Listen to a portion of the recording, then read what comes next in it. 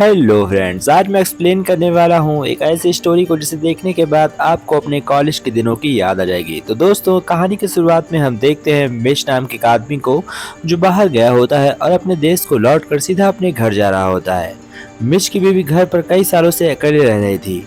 हम देखते हैं कि मिश अपने घर को जाने के लिए काफी उतावला था और वह फ्लाइट पकड़कर सीधा अपने घर को जाने लगता है।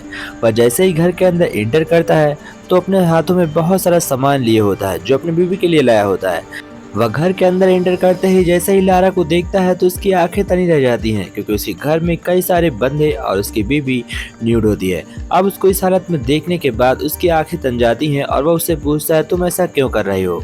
तब वह कहती है कि मुझे कॉलेज के दिनों की याद आ रही थी और मेरा मूड मस्ती करने का था। तभी हम देखते हैं कि उसी घर पर एक बंदा आता है जो मिश से कहता है कि मुझे तुम्हारी बीवी से मिलना है। इस वजह से मिश काफी पागल सा हो जाता है और अपने दोस्तों की सलाह लेने के बाद कोर्ट में जाकर तलाक ले लेता है। अब उसके बाद मिश अपनी जिंदगी से काफी तंग आ गया था।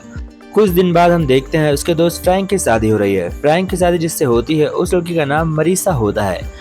फ्रैंक की शादी में मिश की पुरानी दोस्त निकोले भी आई होती है।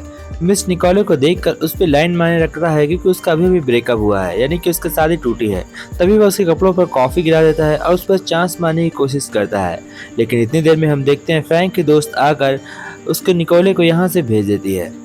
मिच बहुत सारी दारू पी लेता है और फ्रैंक की शादी में अनाप शनाप बकने लगता है। यह सब देखकर बैनी फॉर्न वहाँ पर आता है और वह मिच को रोक देता है। सुबह हम देखते हैं कि तीनों दोस्त एक साथ होते हैं और फ्रैंक कह रहा होता है कि आज से हम तुम्हारे लिए एक नया घर लेंगे। और हम देखते हैं कि वो मिच के लिए एक नया घर लेते हैं और उसकी साफ सफाई कर कर वह उससे कहते हैं कि हम तुम्हें फिर से पुराने जैसा बना देंगे। अब इन लोगों को एक पार्टी रखनी होती है जो काफ़ी शानदार पार्टी होने वाली थी। तभी मरीसा फ्रैंक को पार्टी में जाने से रोकती है। मिच के घर पर पार्टी होती है और फ्रैंक ना आए तो ऐसा कभी हुआ ही नहीं है।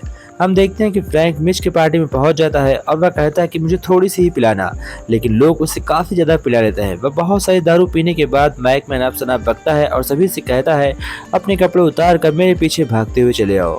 हम देखते हैं कि फ्रैंक अकेले ही अपने कपड़े उतार कर रोड पर न्यूड दौड़ रहा होता है। उसके पीछे कोई भी नहीं होता है। वह रास्ते में अकेला ऐसे ही भागते जा रहा होता है कि तभी हम देखते हैं कि उसकी बीवी मरीसा रास्ते से कार लेकर जा रही होती है और वह फ्रैंक को इस हालत में देखकर काफी गुस्सा करती है। वह उससे कहती है, तुम फौरन मेरे कार में बैठो। फिर अगले सीन में हम मॉर्निंग टाइम देखते हैं जहाँ पर मिच एक लड़की के साथ सोकर उठा है जिसका नाम मैगी है। मैगी मिच से कहती है, मैं तुम्हें प्यार करने लगी हूँ और मैं तुमसे फिर से बाद में जरूर मिलूंगी। फिर मिच जाकर बैनी के पास बैठ जाता है और उससे कहता है कि पार्टी काफी ज्यादा शानदार थी। बैनी को इस बात से काफी खुशी होती है कि उसे मिच को पार्टी पसंद आई है। फिर हम देखते हैं फ्रैंक और मरीसा को जो एक डॉक्टर के पास गए होते हैं। वह डॉक्टर साइकोलॉजिकल होता है। तभी वह डॉक्टर फ्रैंक से कहता है कि तुम्हारे मन में जो कुछ भी चल रहा है वह तुम फ्रेंडली मुझसे बोल सकते हो। तभी फ्रैंक उससे बताता है कि मुझे मरीसा बिल्कुल भी पसंद नहीं है, लेकिन फिर बाद में वह कहता है कि मुझे पसंद तो है, बट मैं एक लड़की के साथ रोज रोज नहीं सो सकता। फिर हम देखते हैं मिच को जो अपने बॉस के ऑफिस में गया होता है और तभी वहाँ पर वह मैगी को देखता है। मैगी किसी और की बेटी नहीं बल्कि उसके बॉस की बेटी होती है। यह देखकर उसके रोंगटे खड़े हो जाते हैं। वह घर लौट कर आता है। फिर वह देखता है कि फ्रैंक ने अपनी बीवी मरीसा के साथ तलाक ले लिया है और उसने मिच के साथ रहने का फैसला किया है। अब मिच और फ्रैंक दोनों घर पहुंचते हैं तो वह देखते हैं कि बैनी ने घर पर एक संगठन बुलाया हुआ है। अब वहां पर बहुत सारे लोग होते हैं। बैनी एक नया संगठन शुरू कर रहा होता है। मिच इस बात से थोड़ा नाराज होता है, लेकिन बाद में फ्रैंक के कहने पर वह उसे मंजूरी दे देता है। फिर हम देखते हैं अब सभी दोस्त मिलकर ऐश करने वाले थे। तभी देखते हैं कि उनके ग्रुप में धीमे धीमे कर लोग बढ़ते जा रहे थे।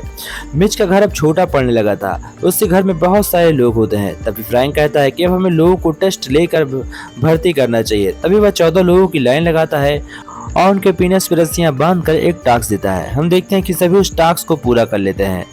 फिर हमें दिखाया जाता है एक कॉलेज को जहाँ पर एक प्रिंसिपल जिसका नाम है नॉडी। नॉडी बहुत ज़्यादा बेकार प्रिंसिपल होता है। वह कहता है कि कोई भी मेरे एरिया में इस तरह का संगठन शुरू नहीं कर सकता है। तभी हम देखते हैं मिच को, जिससे मिलने के लिए सुबह ही सुबह निकोली आई होती है और वह मिच से कहती है कि मैं घर पे रह के बोर हो जाती हूँ, अगर तुम चाहो तो हम दोनों साथ में डिनर कर सकते हैं। मिच उसे बचपन से ही पसंद करता था, कॉलेज टाइम से, लेकिन वह उससे कभी बोल नहीं पाया, इसलिए मिच हाँ कर देता है। फिर हम देखते हैं फ्रैंक को। फ्रैंक का एक दोस्त होता है जो लड़कियों को गलत चीजें सिखा रहा होता है, इसलिए फ्रैंक को गुस्सा आता है। वह उसके घर जाता है और इसकी गर्दन दबाने लगता है और दोनों में जमकर लड़ाइयाँ होती हैं। फिर हमें सीन दिखाया जाता है सुबह मिच के घर को, जहाँ पर एक शानदार बर्थडे पार्टी होती है। वहाँ पर निकोला अपने बॉयफ्रेंड और बेटी के साथ आई होती है। वह मिच के साथ रहकर थोड़ा सा टाइम स्पेंड करती है और फिर अपने बॉयफ्रेंड के साथ निकल जाती है। हम देखते हैं कि वहाँ पर बेनी एक जोकर बना होता है और सभी बच्चों को हंसा रहा होता है। मिच भी अपने काम में लगा होता है। वह निकोलो को इम्प्रेस करने की कोशिश कर रहा होता है। तभी वह बाथरूम में जाकर देखता है, तभी देखता है कि उसका निकोले का एक्स एक नई लड़की के साथ होता है, लेकिन वह उससे बताने से मना करता है। वह मिस से कहता है कि लड़के लड़की की बात शेयर नहीं करते, इसलिए तुम मेरी बीवी से कुछ भी नहीं कहोगे। मिच कहता है ठीक है, मुझे कोई प्रॉब्लम नहीं है, और वह उसके बॉयफ्रेंड से हाँ कर निकल जाता है। तभी हम देखते हैं कि फ्रैंक घोड़े वाला इंजेक्शन खुद के लगा लेता है और वह होश में नहीं रहता। वह पागल सा हो जाता है। वह स्विमिंग पूल में गिर जाता है। फिर हम दूसरे सीन में देखते हैं नाडू को, जिसने लड़की के साथ सौदा किया होता है कि अगर तुम मुझे इस डिटेल्स को ला कर दोगे तो मैं तुम्हारी मदद करूंगा, लेकिन वह अपने वादे से मुकर जाता है और उसे कुछ भी डिटेल्स नहीं देता। इस वजह से उसकी फ्रेंड काफी नाराज हो जाती है। तभी मिच अपने कुछ नए दोस्तों के साथ घर पर एक शानदार पार्टी रखता है, जिसमें कि वह लड़कियों के साथ फाइट करने वाला था। वहाँ पर शानदार फाइट कर रहा होता है और मिच को बहुत मार पड़ती है। फिर हम देखते हैं बैनी को। बैनी एक नई लड़की के साथ होता है और उससे कहता है क्या तुम मुझसे से बात करोगी, बट वो लड़की फौरन वहां से निकल जाती है। फिर हम देखते हैं दो लड़कियों को जो न्यूड होती हैं, जिन्हें देखकर फ्रैंकी की जान निकल जाती है। फ्रैंकी एक 90 साल का बूढ़ा होता है, जिसे एक शॉक लग जाता है। हम देखते हैं कि सभी उसके मातम में गए होते हैं। यहाँ पर फ्रैंक, बैनी, मिच, मरीसा और भी कई लड़कियां और पूरा संगठन वहां पर गया होता है। दूसरे सीन में हमें दिखाया जाता है निकोले और उसके बॉयफ्रेंड को, जहां पर उसका बॉयफ्रेंड निकोले से कह रहा होता है कि मिच एक अच्छा इंसान नहीं है, अगर तुम उसके पास साथ रहोगी तो मैं तुम्हें छोड़ दूंगा। इस बात से निकोले मिच से काफी नाराज होती है और उससे पूछती है कि तुम क्या कर रहे हो।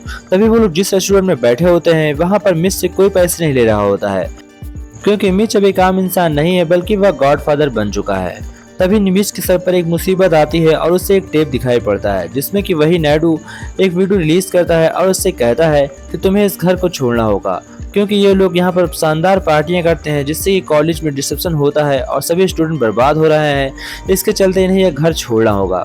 मिच इस बात से काफी नाराज होता है। तभी उसके पास एक दूसरा ऑप्शन आता है कि अगर वह अपने सभी संगठन के लोगों को एक टेस्ट में पास करा देगा तो उसे वापस उसका घर मिल जाएगा।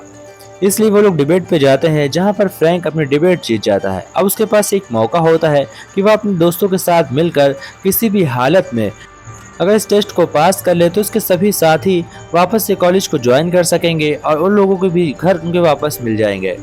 मिच हर एक कोशिश करता है और लगातार अपने दोस्तों के साथ मिलकर सब कुछ ठीक कर रहा होता है, लेकिन फ्रैंक तभी घबरा जाता है और वह एक मिसअंडरस्टैंडिंग कर देता है, जिसकी वजह से उसके कुछ पॉइंट कम हो जाते हैं और वो लोग एक पॉइंट से पीछे होते हैं। तभी मिच कहता है कि हमें दूसरे जगह से पॉइंट लाना होगा और वो लोग एक नए प्रतियोगिता में भाग लेते हैं और उन्हें पॉइंट मिल जाता है। लास्ट में हम देखते हैं एक मोटे बच्चे को, जिसे उछल कर एक बैक जंप मारकर सीधा खड़ा होना था और वह अपने बैक जंप में कामयाब हो जाता है, जिसकी वजह से अब इन लोगों का घर वापस मिलने वाला था। लेकिन मैंने आप लोगों को जो स्टार्टिंग में दिखाया था कि वह बुढ़ा न्यू लड़कियों को देखने से मर गया है, उसके पॉइंट कम होते हैं क्योंकि उसने टेस्ट नहीं दिया होता है और पन्ने पर तो उसका भी नाम लिखा होता है, जिसके चलते वो लोग इस टेस्ट में फेल हो जाते हैं। इस बात से मिच काफी नाराज होता है और नायडू के ऊपर काफी गुस्सा भी होता है। तभी वो मिच कहता है कि उसने ये सब कुछ जानबूझकर किया है। तभी हम देखते हैं कि लास्ट में उसकी दोस्त निकोले उसके पास आती है और उससे सॉरी बोलती है और कहती है मुझे माफ कर दो। फिर हम देखते हैं नायडू के असिस्टेंट को, जिसके पास एक टेप रिकॉर्डिंग होती है और वो नायडू की होती है।